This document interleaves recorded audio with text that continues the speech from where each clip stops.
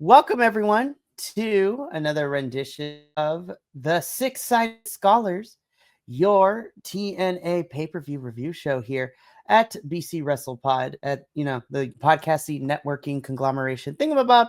We do pretty much every single day of the week, except for most Thursdays, except for lots of things. So this is crazy. We are kind of if we weren't having issues, so that's always the fun part. So while we're trying to get everything set up and kind of recalibrated here a little bit, so just give us 1 sec. We'll be right back, and we'll start this over from the top again. Oh my goodness. See, here we go. I have no idea what's happening right now. I don't. Well, can you see me and hear me? We're here, so that was a little bit Can weird. you hear me? I can now. I don't know. I can Okay. hear you. Can you hear me? Is the question. I can see you. I can see me. I can hear you. I can hear me. I don't know I don't know. Apparently, the wrestling gods don't want us Something.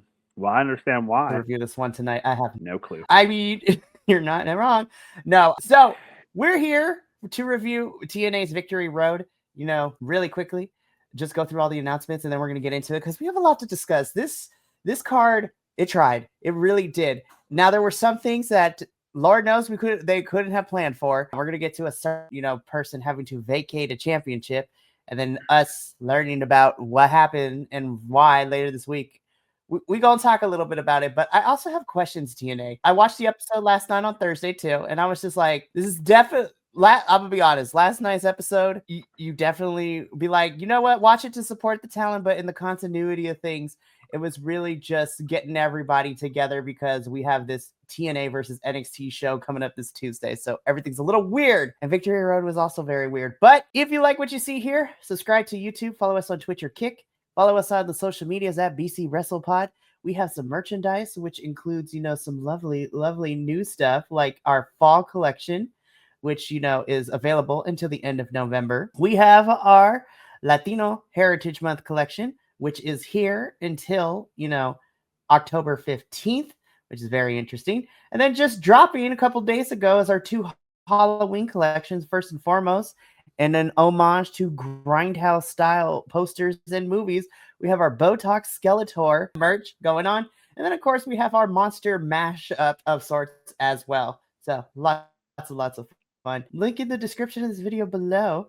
We also like to support us financially and to help us keep the metaphorical and sometimes literal lights on here at BC WrestlePod. Or, in this case, the internet. Because, this project lives and dies by the internet, and so we got to keep it going. But Indeed. Let us just jump into it. So we're going to dive into it a little bit deep more. My thoughts about this pay-per-view, right? So I ended up giving this so for those of you who read our report cards on the social medias, please do so. I use a scale from A+ to C-. I don't think a wrestling show is ever below a C-. There, no show, no wrestling pay-per-view to me is a D or an F.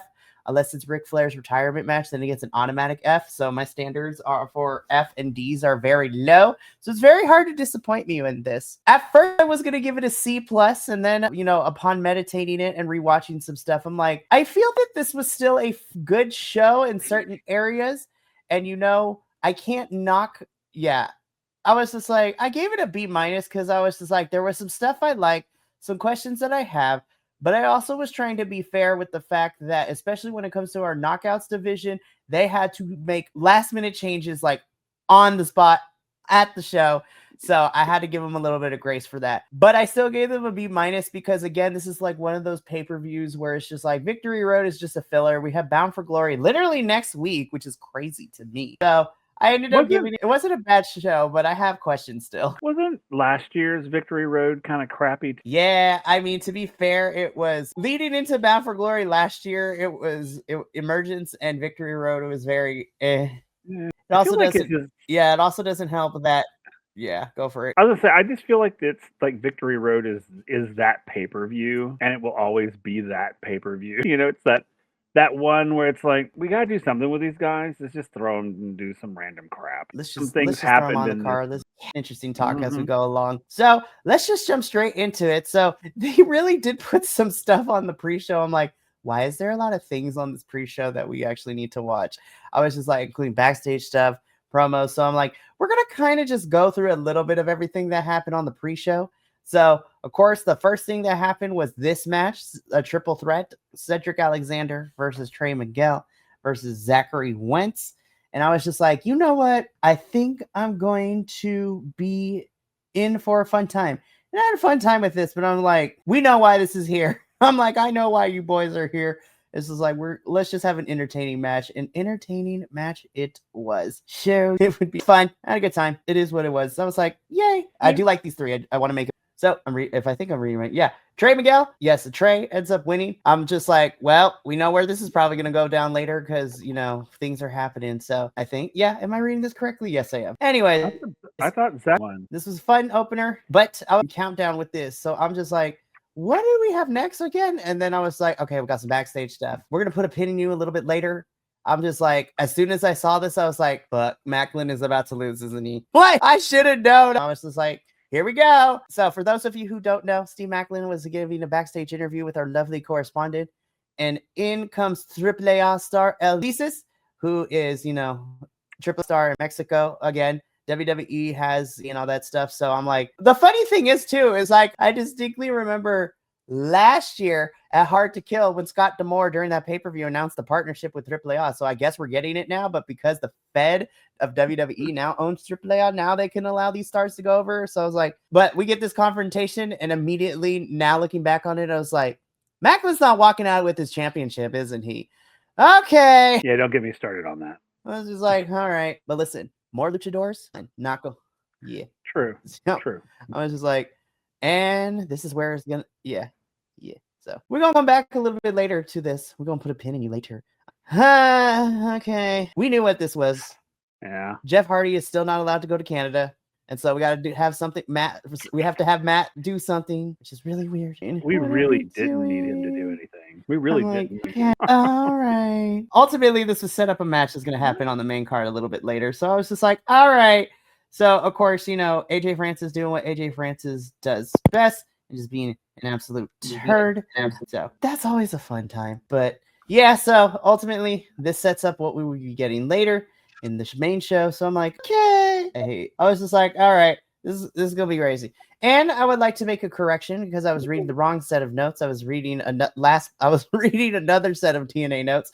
Zachary Wentz did win his match. I was just like, it's been a whole week. I've watched a lot of wrestling in the span of a week, so it's kind of getting out of control right now. So AJ and Matt Hardy, we're gonna come back to you a little bit later in the show. But let's get into everything proper now, because now after this whole thing, we are officially in the main card. And this is where I was like, oh, something's happening backstage, because I'm like, we get this impromptu match made between the System and Order 4, and I'm just like, okay, sure. So of course we have Eddie Edwards, Brian Miters, and JDC taking on Order 4, which is, in this match, Agent Zero, Jason Hodge, and John Schuyler.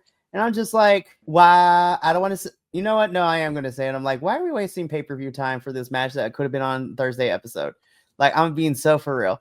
Like, but in hindsight, I'm like, I wonder if we got this impromptu match because something was happening backstage that we weren't aware of. And I'm just like, I don't know what's happening. It doesn't seem, everyone ended up being there that was scheduled for the show. So why do we this match? I was like, I get that Order 4 and the System are going to have that hardcore brawl at Bound for Glory. But I'm like, do we really need to use pay-per-view time for this? I don't know. Again, this was a fine match, but it felt more like a Thursday episode match than Victory Road. And listen, I know that, the bar for Victory Road is still on the floor, but even then I'm like, it's a pay-per-view. Why are we doing this right now? Like, I don't understand.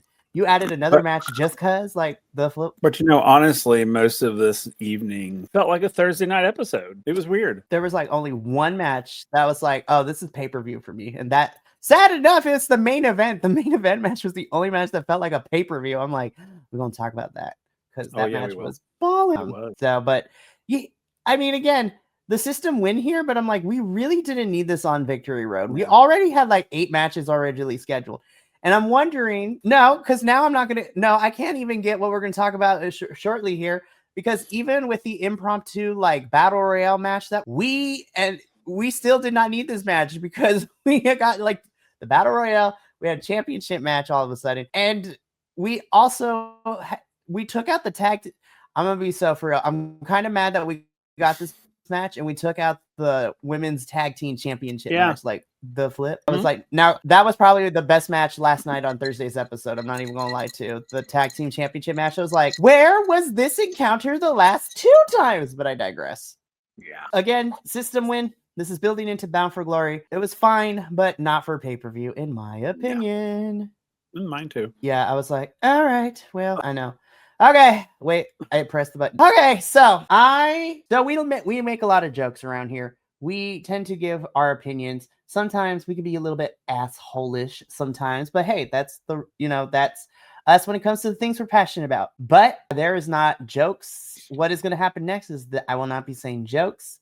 This is crazy to me that this has happened.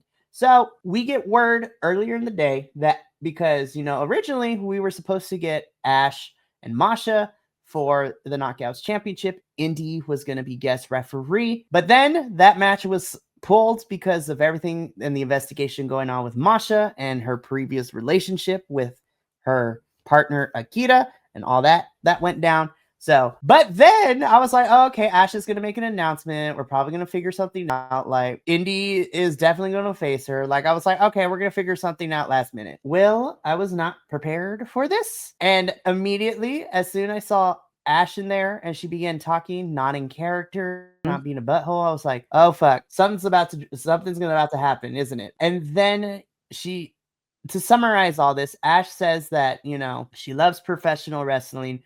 She came to TNA about 1.5 years ago, and she wanted to become Knockouts champion. And the journey over the last 1.5 years got her to this point, and she loved finally being able to become Knockouts champion. However, even though she reached this point, there's just things that even she can't control. And she lets us know that she first lets us know that she has to step away from in-ring competition. And the way that it was worded, I was like, wait a minute, does that mean, she's out on injury? Is she pregnant? Like, what's happening? And then she vacates the title. It wouldn't be until earlier this week we found more details out, but the way I was looking at our TNA president, Carlos and Santino, I was just like, oh, they know something we don't. This doesn't seem like a regular injury or even a pregnancy, because usually they would tell us, like Naomi did couple weeks, like last month, when she let us know that she's expecting a baby, so she had to vacate the women's championship because she about to have a whole child. But I was like, you know what? Ash deserves privacy. Like, whatever's happening, they'll eventually, when she's ready, we'll figure it out. Fast forward to yesterday. Tommy Dreamer and a couple of the Busted Open, podcast folks let us know that this is not a swerve without going into too much detail, because Ash deserves that privacy. Tommy Dreamer on the podcast let the host know, and therefore us wrestling fans know, that it is true. Ash is officially retired from in-ring competition, and it's so bad that whatever is happening to Ash would have broken HIPAA laws if she continued wrestling. So I'm like, oh God, it must be really bad. Like, what happened? So when I read that article and, everything that happened, I'm not going to lie, I had to sit with it for a little bit, because I'm like, hell, man. We have known Ash, and before that, me and you, Papa, knew her when she was in NXT and known as her former alias Dana Brooke, when she and Kalani were a thing, and then Ash got released. And I'm just like, we've known her for so long, and the fact that she is now retired from in-ring competition is, I think I've seen wrestlers retire before, but that's mostly because a lot of these wrestlers finally hit the end. It's crazy to see someone who hasn't, to me at least, hasn't reached their prime. She just made it to the top, and I was ready to see her continue that climb. And then for it to kind of be taken out from underneath her, and she has to retire from in-ring competition. And I'm just like, oh my God. I was like, I don't have enough words to articulate my feelings when all this went down. And I'm still kind of feeling the ramifications now. But yeah, all I can say to Ash is just I thank her for everything she gave us the last 1.5 years here in TNA. So, Papa, I give you the floor if you want to say some words or anything before we move on to what happens afterwards and get back on the review train. I'm just gonna miss her. She's my girl. I love me some Ash. I know, me too. And it sucks. But whatever it is, you got our support, girl. 100%. And so, yeah, I'm just really happy with the time we got. And nothing but best wishes to her for her recovery journey, whatever she decides to do next. Like, just Ash, thank you for the time we got. We love you. We support you in whatever you decide to do. And we are here. But yeah, watching Santino trying not to cry almost made me cry when I was watching this thing. And then looking back on it, I was like, oh my God. I was like, Santino, you can't cry because I'm going to start crying. And even when Santino had to get on the mic to let us know what was happening next, you could hear that his voice was trying not to break. So Ash vacates the title. She gracefully exits out of the ring, heads up the ramp. Santino lets us know because of this, plans change. Things are crazy in the wrestling world, but the show must go on. And so they have an impromptu knockouts battle royale match, which would have the championship match later on in the evening.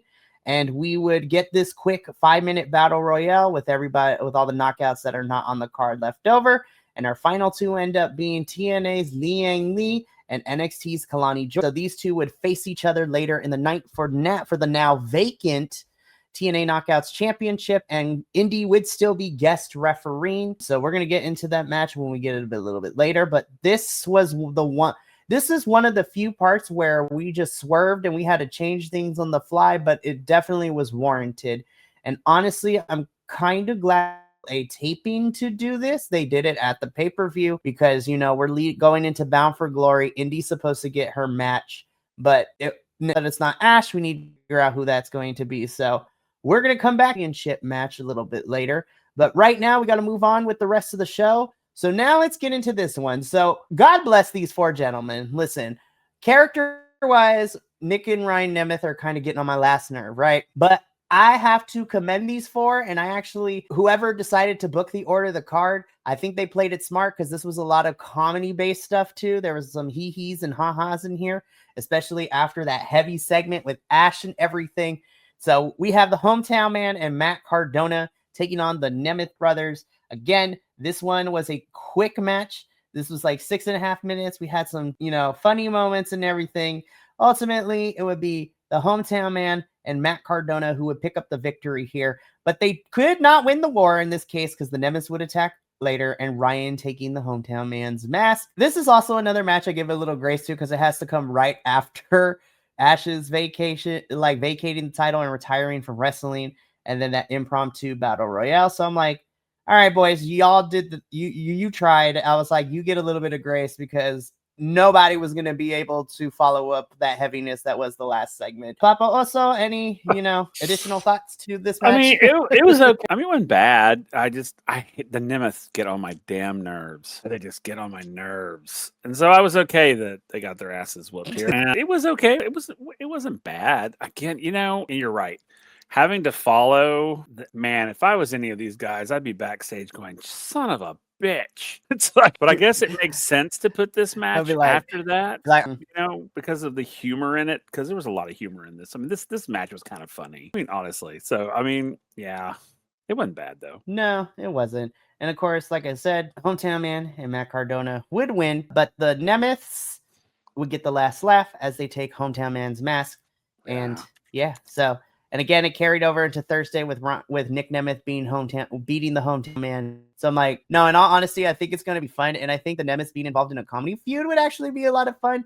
But yeah, Ryan and Nick. But yeah, we move on though in our review. Can we just call this what it is? Like, this was 8 minutes, but this was like a glorified squash match. It was a glorified squash match. It's like, oh crap, we need to get Mike Santana on the card. Ridge Holland, you get over here. And I'm like, nah, this did not do anything for Ridge. And listen, it's been a while since we've seen Ridge on NXT television. And I was like, you know what? I like Ridge. But then I was just like, why is he fighting Mike Santana? Why not, I guess. Okay. But yeah, this was an 8-minute match. And I was just like, this was a glorified squash match, even if it was 8 minutes. It was like, we knew where this was going. And I was like, we couldn't find Mike, an actual opponent that made sense. Whatever. I still enjoyed it, but I was like, damn it, Ridge. Damn it, Mike. I wish there was better for you. Yeah, because Victory Road, it's a grab bag. I mean, literally. It's like, hey, let's just reach in this bag and grab random names and create random things to happen, and which is what this one was. Love both of these guys, but this match was unnecessary. It was, and ultimately it was a vehicle to set up what happened afterwards, which is Trivium's coming out and attacking Mike. And I'm just like, yeah. I mean, all of that just to set up that moment. That seems a little overkill to me. I mean, why couldn't you just attacked him in backstage? You know, why'd you have to have a whole match just to have that one moment at the end? It's like he could have attacked Mike Santana in the parking lot. I mean, it could have been anywhere other than where it was. I don't know. It was crazy. Now, granted, Trick Williams attacking Mike because of this, and then Mike leads TNA this past Tuesday on NXT to invade NXT. There's too many things going on right now. We got Bound for Glory, y'all, coming up next week, but we got to get through this week, which includes, the go home show for TNA, which we're reviewing. But then we're also trying to like get through this NXT TNA Showdown TV special for NXT, and I'm just like, there's a lot going on. We're going to talk about that, I think, because I have questions on both sides. Like, the men's TNA team made total sense to me. But when we look at the women's, like, I'm not saying that some of these were bad choices, but I have questions. Well, they were choices. And then, listen, the NXT women's team is a hot mess right now. I have questions. I was like, all right, looks like we got a full schedule. I was just like, Lord help us. Please let it be good. Anyways, moving on to our next match, though. I don't want to talk. So, I'm just trying to prepare myself for what comes next. Matt Hardy's in the back. He is cleared to wrestle AJ Francis later. I'm like, all right, we kind of figured that was happening, but whatever. Okay, let's just rip the Band-Aid off. This one, actually, I lied. This one, surprisingly, very good. I actually like this one. I really, really did. Now, this was actually a good match. I think it delivered for me a little bit, but then again, the bar was so low going into Victory Road. I was just like, I don't think it's going to be hard for too many of these matches, too, because Moose and Ali individually are very good wrestlers. I hate the story that we're telling between the factions, but these two are very good wrestlers. I actually really like this match, and if I'm being completely honest, I think this is probably my second favorite match of the end. No, my third favorite match of the entire night. I lied. So I would put this in my top 3 for Victory Road, but not in for the whole entire year. And again, this had the stipulation that the winner gets their team the advantage in the hardcore war at Bound for Glory. Don't know what that looks like quite yet, but I had a good time with this match. I thought this was a really solid bout between Ali and Moose. Ali would end up getting, the advantage, but that's because Miss Tasha Steelz gets involved without, because everybody was supposed to be banned from ringside, but Tasha Steelz somehow made her way in to be able to help Ali win. Very solid bout. Papa Oso, what did you think of this one? I thought it was pretty good. Again, I like the match, but again, just like Mike and Ridge, I was just like, why is this happening right now? I mean, I understood it. I'm not an idiot, but I mean, it's like, what? So I think what you're feeling, and maybe I could be wrong about this, is that we knew that this going into this match, this was a vehicle for what's going down at Bound for Glory. And I'm like, if you're going to use matches as vehicles to get us into the next pay-per-view where the big showdown happens, I'm just like, you got to make it a little bit more interesting. Now, of course, getting the advantage for Hardcore War sounds really cool, but this is where we should have had a weird stipulation, like, I don't know, like a hardcore match, a street fight, Monsters Ball, like, what are we doing? Exactly. This was just a regular match. I was like, oh, well, that's a little anticlimactic, I guess. But again, if you're going to use a match as a vehicle to what comes next, make it more interesting. And again, the in-ring stuff I really enjoyed in this match, but I don't like how we set this match up in like storyline wise and like booking wise. And then I'm just like, I also think that this match foretells me what's going down at Bound for Glory, because Ali wins here, but I think the system will ultimately win. Like, told me what's going to happen at Bound for Glory too. Because usually 9 out of 10 times, if the heel team gets the advantage, they're going to lose. That's how it always books. But who knows? I could be completely wrong. Yeah. Now I'm going to say Victory Road got a B-, and it was rough. But so far, Emergence still takes the cake as the worst pay-per-view for me for TNA this year. Like, not even going front. So, Emergence is always rough. I don't understand. It's just, we still got a couple other things that happen. And then I want to briefly recap NXT because TNA was there, and it's just a lot of things happening all at once. I have never been more vocal in my life, and we've talked about this ad nauseum, how we've hated this story, specifically how Eric Young is choosing to portray this character. Also, in this match in particular, I'm just like, so because of everything that happened, this is just a singles match. Eric Young comes down to the ring. No Joe Hendry, because Joe Hendry was attacked prior to this match. And I'm like, I swear to all the wrestling gods, if you're about to tell me this match is not happening, I am going to lose my ever-loving mind. But then Joe Hendry comes down. We get this match. It was fine. Joe Hendry wins because we got Sinner and Saint coming in to give the biggest middle finger to Eric Young and basically kind of costing him the match in some capacity. Like Joe Hendry capitalizes on the distraction and ultimately wins. And I'm just like, not how I pictured it, but you know what? Please now let this mean that Sinner and Saint can just go back to being regular tag team folks without Eric Young. And I was like, just let those boys run wild. Let them be in the tag team division. Let them go off. Let them go crazy. Like I know they can. Now that they are out from underneath the, Eric Young thumb, if you will, let those boys go wild. And you know what? I was like, you know what? I didn't really want this match, but you know what? Joe Hendry wins, so we can move on, right? No. Because we're getting a no DQ match next Thursday between these two. And I'm like, why wasn't on the pay-per-view? I'm like, again, you are setting up these matches to vehicles to other things. And I'm like, I get it, but I'm just like, no DQ match is it. I don't want to see them fight no more. We're done. I'm done with this. Joe Hendry is kind of just chilling. Eric Young is getting on my last nerve. This match was fine. Love that Sinner and Saint cost Eric Young the match. It was like, yes, besties, let's go. So hopefully now Sinner and Saint can just, go to the tag team division and do what we fell in love with them when they first got here to TNA, which is just being an amazing tag team. But yeah, I was just like, I'm still a fan of Joe Hendry. I'm just not a fan of, he's kind of just floundering. We know that he's probably going to go to WWE next year when his contract is up. But I was like, can we give the man something better to do? Like since, what is it? Since like even before Slammiversary, I'm just like, I feel like Joe has been lost a little bit. Like he's just kind of been there. Yeah, even since Slammiversary, he's just been there in TNA. And I'm just like, I know, it's sad. I mean, yeah, this match was them or don't. I mean, it's like either do it or don't. And I'm just, and this match was dumb. I'm glad that Hendry won, and I'm also glad that maybe now Saint and Sinner are going to like say, screw you, Eric Young, you're an idiot, and we're going to go do our own thing. Right. I'm like, please.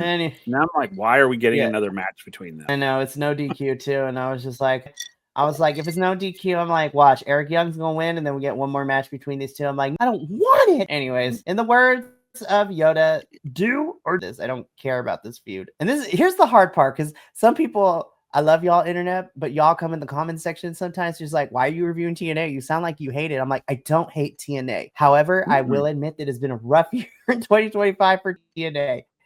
I will say though, from Genesis to probably about Rebellion, TNA was actually still doing pretty good. I had some questions, but they were still going strong. Then when we got to Under Siege in May, and then from the whole summer to now, TNA, I think, has had its ups and downs, but we're also, with their partnership with NXT, has kind of convoluted a lot of things, which includes JCJ being a double champ and being our Knockouts champion, and then to be stripped away, that title being stripped from her the way it was in that triple threat at Heatwave. And then right now, Team Knockouts division is pulling double duty because we are on life support with Ash retiring and Masha being under investigation and out until that investigation is complete. The Knockouts division has gotten, within the last week, has taken a big hit to that division. And so we're just trying to figure out where we're going. And then this men's division is no better too. I was like, just give Mike the title so we can be on our way to give him better and more different feuds. I just want to get this over with so we can get into our last two matches. Matt Hardy and AJ Francis have a tables match. Matt Hardy wins, and I was just like, good. This was fun. It was fine. I was just like, did it need to be on a pay-per-view? Not really. We could have had it on a regular TNA Thursday episode, and it would have been fun. But yeah, it was fun and it was fine. I don't really have much else to say about it. Is it over? Are we done? Because I would really like to not have to see this. Be like, we're done. Okay, we can move on then. Yes, maybe. I want to reunify. Me and Papa here love TNA with all our little hearts, but we really also are in the business of critiquing something we love, because this, I don't want to see this again. I was like, we really love TNA. Otherwise we wouldn't be doing this, y'all. I kid you not. We would not be reviewing TNA if we did not love the product. But I love TNA, but they make it hard sometimes, and I'm just like, why are we doing this to ourselves? But I digress. Okay, when I saw this, I was just like, you know what? I honestly would be fine either way. Now, we just got the TNA title back, and so I kind of was rooting for Liang Li a little bit, because even if she was transitional champ, but I would have been like, you know what? If anybody in NXT would take the TNA title, I'm okay with Kalani too, because she's our girl. We love Kalani Jordan up in this household. Yep. We both do. This was a really good match. They really, really liked it, and I really, really loved it. And I didn't mind the shenanigans where Indy accidentally got knocked out towards the end of this match, which would allow Kalani Jordan to hit her finisher and for her to win. But yeah, spoiler alert, your winner and new TNA Knockouts World Champion winning the vacant title is NXT's Jordan. And I'm not gonna lie, I was just like, I can't even be mad. I love Kalani. And you know what? Kalani and TNA actually kind of worked for me. But I will say what I loved about it, though, was afterwards when Ash came out and celebrated with Kalani, like it felt like a genuine moment. Kalani wasn't in character. She actually felt like, oh my God, I wanted this women's championship. And you know what? Which is crazy too, because this is her first like big women's singles title to win, because she won the NXT North America. She was our inaugural NXT Women's North American, but she has yet to hold the NXT Women's Champion. But now she's holding the top women's title in TNA. And so she's repping both NXT and TNA. And I'm just like, I can't be mad. I'm here for Kalani. And then her and Ash celebrating at the end was a very genuine moment. I was like, this was my feel good for a really crappy start with Ash retiring and vacating the title. So I was like, kudos to both of these girls and even Indy. This is a lot of fun. Papa, also, what did you think of, well, the whole thing in terms of this match? Afterwards, like, what did you feel? I loved this match. I thought it was great. This was my second match of the night because the main event was my favorite. But, you know, the thing that makes me angry about this match, however, because let me tell you all out there, because, you know, Kalani is my girl as well. I love Kalani Jordan. I have loved her since I have first met her. I have watched her grow from where she was to where she is. And I feel like I'm just part of that journey.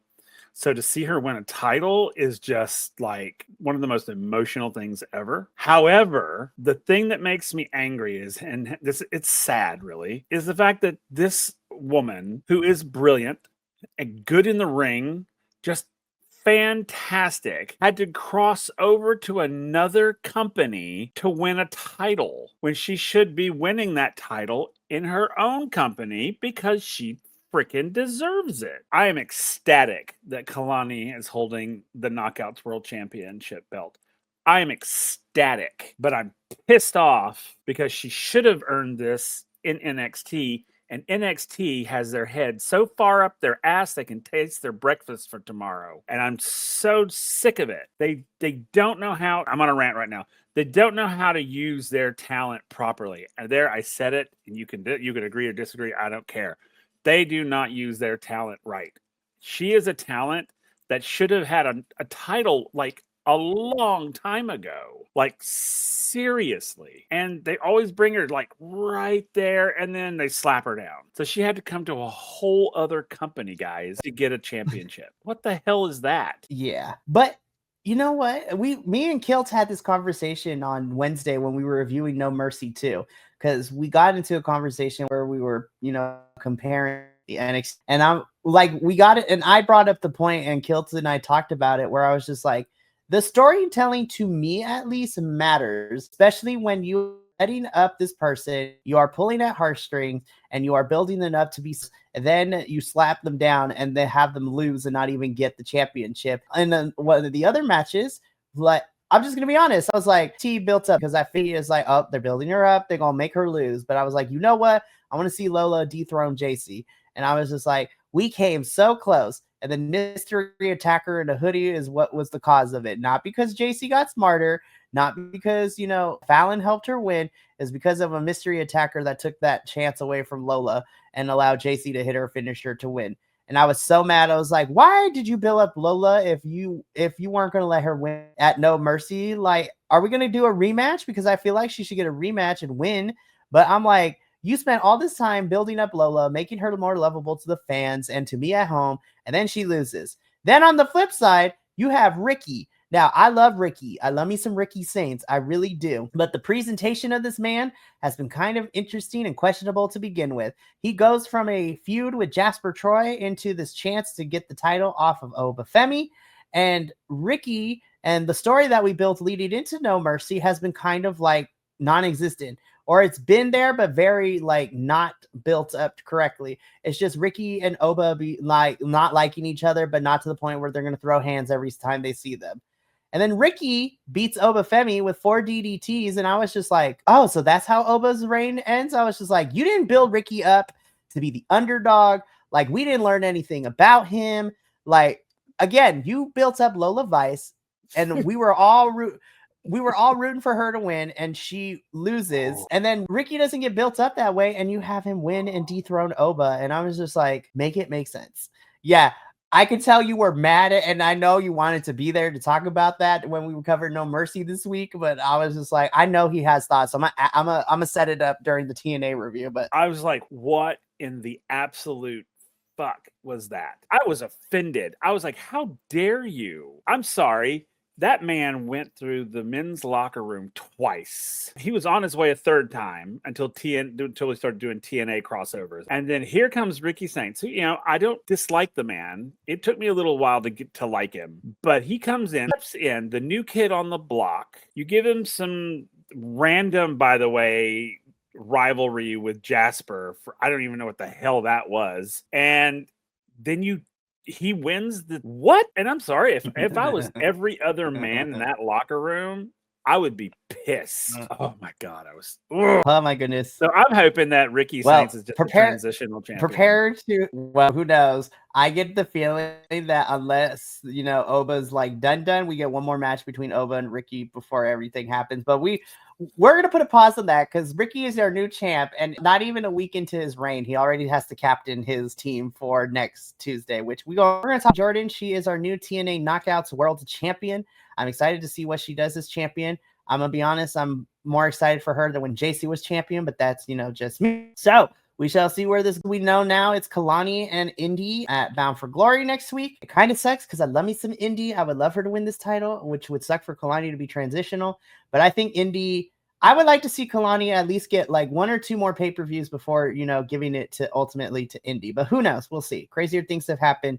Ash vacating the title and retiring from in-ring competition was not on anyone's bingo card. So they're just trying to figure out where to go from here. But love you, Kalani. Okay, so now semi-main event, TNA International Championship. We're going to talk about the match itself and then the ending of said match and everything that transpired afterwards. Because from beginning to the, the finishing line portion of the match, this was really good. I really enjoyed this. I was like, again, where was this intensity, Macklin, for when you and Jake were feuding? Like, what the flip? And I was just like, listen, I don't like Frankie Kazarian's character, but damn it, I love him wrestling. Again, when he was at the GCW show I went to 2 weeks ago in Los Angeles, and I'm like, Franklin, I need this Frankie every Thursday on TV. Just being a good wrestler and not being, a man who's going through a midlife crisis. I'm like, not even Frankie. I was yelling at him. I was like, now Franklin, why can't we get this every Thursday? Franklin, what's going on? So again, leading up to the end, I was like, yo, this match is actually pretty good. This is really solid. I'm really enjoying it. And then El Macisis makes himself known, which is enough of a distraction for Macklin to go out, confront the man, and Frankie Kazarian hits his finisher, and your winner in new TNA Franklin. I was like, okay, I'm actually kind of shocked. Again, I don't think Frankie is a bad wrestler. I just hate this character. And what we've been doing with the International Championship since, I'm going to be honest, I think since the beginning of the summer leading into Slammiversary, I was just like, Macklin, I feel like, hasn't had a really fun championship run. The prospect of Macklin and Jake something feuding was great. The execution was booty. And the matches we got from then was not that great. And then the non-title match was the best one. I was like, how is this not a championship match? What the flip? And then we got Frankie, who talked his way into this match because he got under Steve Macklin's skin. And I was just like, what are we doing? Why? Again, the wrestling aspects of Frankie, love him down. He is so good in the ring. I'm just not here. I'm not ready for his character to be champion because this is going to be annoying as fuck. I'm sorry. That is going to be so annoying. And I'm just like, I don't know. Papa, what did you think of this match? Everything that happened, and how do we go moving forward? It was a good match. It was. I won't lie. And I agree up until the ending. The ending was dumb. You'll hear me say that a lot. It's dumb. And they make dumb choices sometimes. And I mean, you're right. Frankie Kazarian is the champion. It's going to be annoying. It's going to get old very quick. So I'm assuming, and I'm hoping that it is true, that he's going to be a champion for a long time, and we're all just going to stop going to TNA. So I just can't. I just can't. And I don't really know why they took it away from Macklin either. I don't understand. I don't know. I mean, maybe I missed something. I don't know. But I don't understand this transition. Right. And I think the other issue too is that, okay, frankly, Frankie's champion. That's we're gonna deal with that as it comes along. But I'm trying to figure out, okay, what's the plan for Macklin now? So He's no longer TNA International Champion. Of course, I think he's going to be feuding with El Mesisis of AAA for a little bit, which is fine and everything. But then I'm just like, but then what happens after his? Does he go back for the International Championship? Does he go, I don't know, try to get the main? I'm not gonna lie, him versus Santana would actually be kind of fire. I'm not even going front. Like, that match would be cool. Does Macklin go after Leon Slater? Which I'm gonna be honest, like, I'm looking at this X division, I'm like, you know what? If Macklin, not to go 100% bad guy, if he wants to be a little bit more aggressive, I would love for Leon to have to contend with somebody like Macklin who is a little bit more vicious. Because right now Leon's cruising on cloud 9, and we're gonna talk about him in our main event. But like, I think Leon's test as a champion would be really, really fun in the form of Macklin being like the opposing force to Leon Slater, having to figure out how he's going to beat somebody with this vicious, ness in them. So, but again, this was a really solid match. I think the in-ring work was fantastic here. I just wise and booking wise for both of these men, where we go from here. So, okay. Yeah. So, but we got to move on though, because we got our final match, the main event. And well, first I want to talk about this though. So coming up at Bound for Glory, we always get our, TNA Hall of Fame inductees. And this year, the class of 2025 is all women, baby. Of course, we have the beautiful people being inducted. They were a pioneer in the women's tag team division in the early days of TNA. But let me tell you, when I saw this, when they said that Mickie James was about to be inducted, my little heart was like, yes, queen. And because I listen, I think Mickie James is fantastic. She is a trailblazer in women's wrestling, period. I loved it when she was here with Jordan and Deanna and Trinity. And I was just like, those are the days when we started covering TNA on this channel. Like, I love Mickie James. I'm so happy for her and the beautiful people. And I love that it's an all-women classes here for Bound for Glory. This is going to be a fun one. I can't wait. It's going to be a good time. And you know what? Hopefully Mickie will make an appearance in the Call Your Shot Gauntlet just as a one-off. But main event time, and I was just like, it's really sad to say, because default, this was my match of the night. Now listen, I want to say this, and then I'm not going to say too much about it because I want to get your thoughts, Papa. Leon Slater, we know is him. This kid is 19. He's out here doing things that I wish I can only dream of. This match was so good. Leon was fantastic, but I just, listen, Myron, I was just like, we just needed to get you an opponent that lets you fly as much as I know you can. And listen, Leon was fantastic in this match, but Myron Reed, sir, this is what I need from you every single time you step into this ring, because, oh my God, this match was fantastic. And this was a barn burner, as I call it. Leon would retain, but yeah, I don't have a lot of notes on this because I was so enthralled. This was my favorite match of the whole entire card. And so these two brought thing, and it was so good. Yeah. I'm just like, Papa, what did you think? I totally agree with you. I think that the call was made. They took the call. They showed up.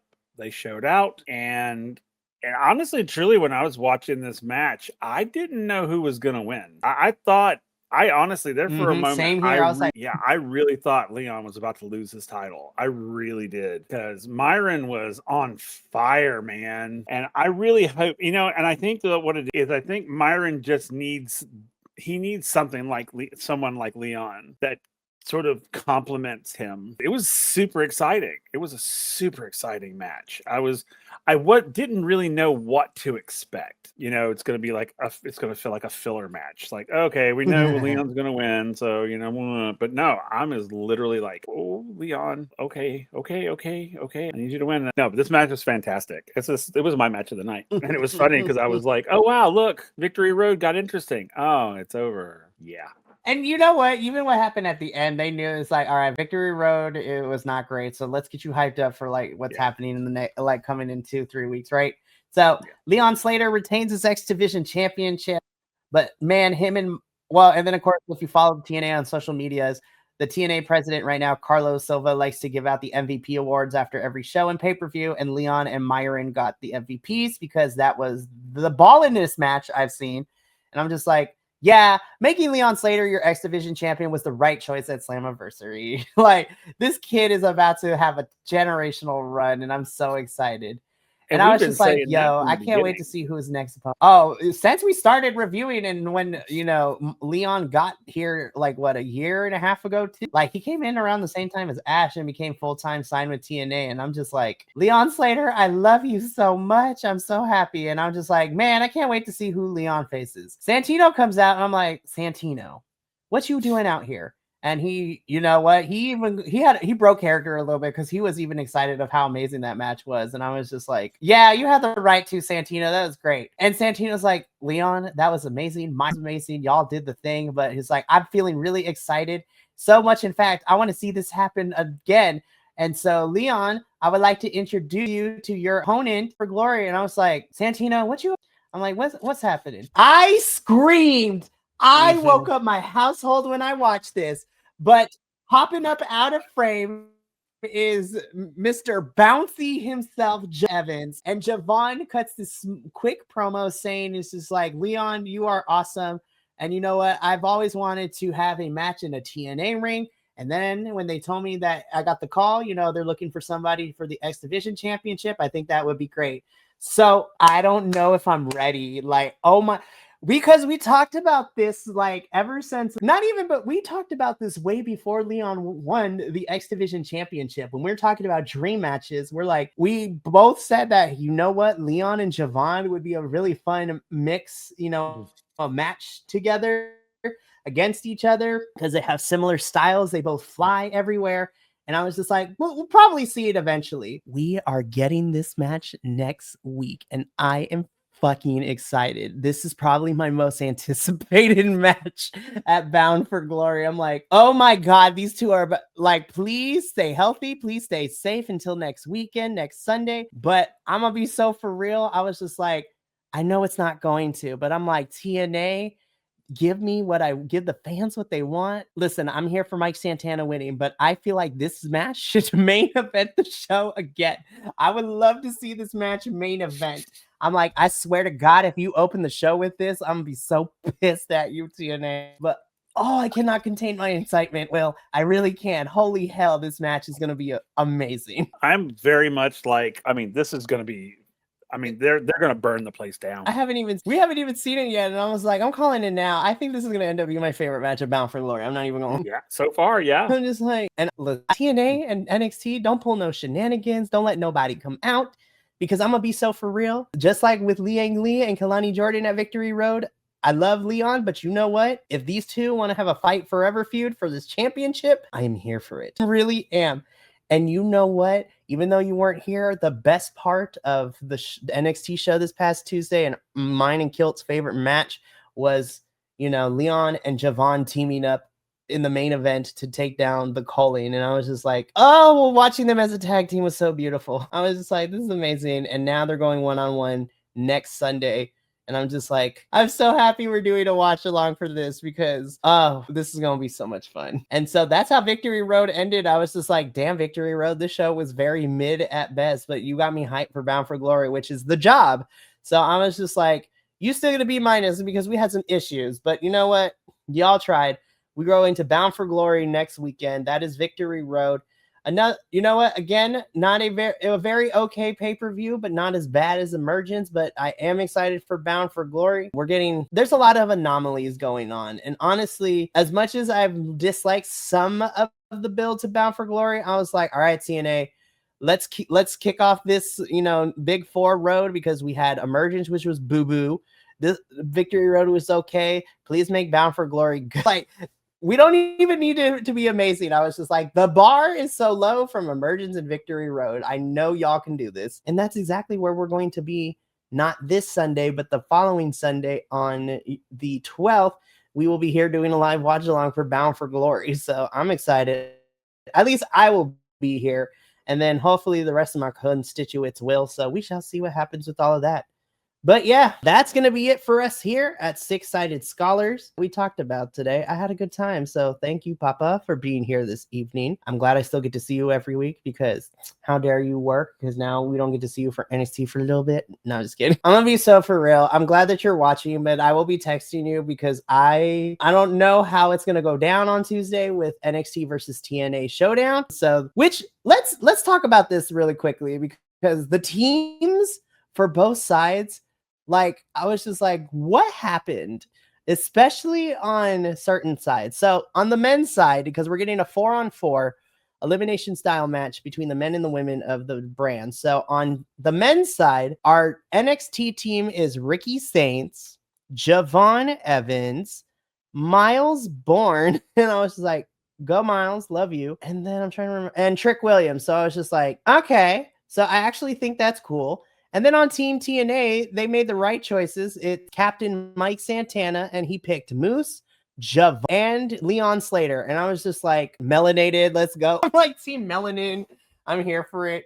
So I was like, okay. Then we get to the women on both sides, and I'm just like, y'all messed this up big time. So TNA at least is fine because it's Kalani Jordan, who is our NXT talent, but our TNA Knockouts champion as captain. And she chose the Inspiration and Mara to represent the TNA Knockouts division. I was like, Inspiration makes sense. They're the new women's, Knockouts Tag Team Championships. No shade to Mara, but I was just like, no Liang, no Zaya Brookside, no Danny Luna. I was like, okay. No Jody Threat. That's crazy to me. But then we look at the NXT women's division, and this is where I have the most questions, Will. I was just like, so the captain is JC Jane, our NXT women's champion, which, makes a lot of sense. But then I look at the rest of the team that she picked, and then our final is like, this team's about to fall apart. Because we got Sol Ruka, which I was like, down, that's good. Lola Vice, and I was just like, they are about to fight. And then the final member is Jada Parker. And I'm like, you know what? I love Jada. But here's my question, Will. I love Jada Parker. Miss Parker, I love you. But my biggest question is, NXT, how come we didn't pick Lash Legend for the team? Like, I feel like Lash should have been on this team. I'm like, if you're talking about the girls who are kind of killing it, and no shade to Jada, I love her to death. But I think Lash should be in this match. I'm like, how long are you going to just not let her? She continues to prove she's amazing. But how come we're not going to let something will happen? Jada gets attacked backstage because her and Lash are feuding, and then Lash can come in. But I'm looking at this NXT women's team, and I'm like, on paper, I'm like, there is no way in hell this women's team from NXT should beat the TNA girls. Because there are too many haters on this team. JC and Lola are probably going to fight. Sol Ruka is just happy to be here. Jada and Lash got beef. So I'm just like, these girls need to get it together, but they're probably going to be fighting. So I was Alpha Ali for the NXT, North American Championship, which is going to be very interesting to see. But then, Will, I'm hoping it goes the way that it's supposed to, because we're getting a tag team championship match, but it is a winner take all match. So the Dark State with our NXT champions and the Hardys, the TNA tag team championships, will be fighting each other, and it's winner take all. So either Dark State wins both titles, or what I'm hoping happens is the Hardys win both titles. And I was just like, oh, the Hardys better win, because if not, then why? What? They have to be champions for their match at Bound for Glory to happen. So I'm like, what are we doing? So that is a preview for next Tuesday. And yes, though it's on NXT, we're talking about it because TNA is involved with it. So, but that is going to be it for us here tonight. Tomorrow and Sunday, we still got lots of things that are happening. So let's take a look at what the remainder of our weekend looks like for this week of wrestling goodness. So tomorrow is the marathon, the triple threat, whatever you want to call it, because there's a lot of things. Time block of reviews.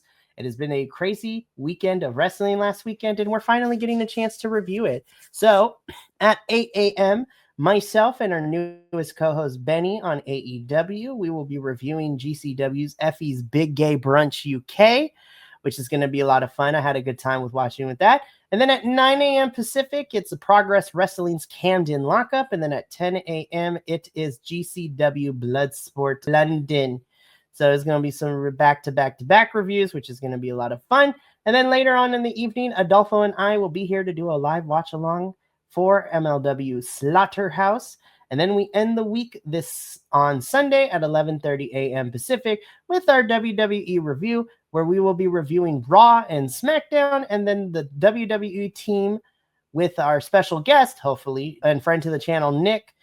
We will also be doing predictions for Crown Jewel Perth, which is the next pay-per-view for WWE all the way in Australia. So that should be a lot of fun as well. So We got a packed weekend of wrestling, and don't touch that dial because next week is just going to be as crazy too. Like I said, Sunday the 12th, we will be here doing a live watch along of TNA's Bound for Glory. So I will be here, and hopefully some of my constituents will be able to join, but you know what? We're going to have a good time. But that's going to be it for us here at Six Sided Scholars. Me and Papa are going to get up on out of here.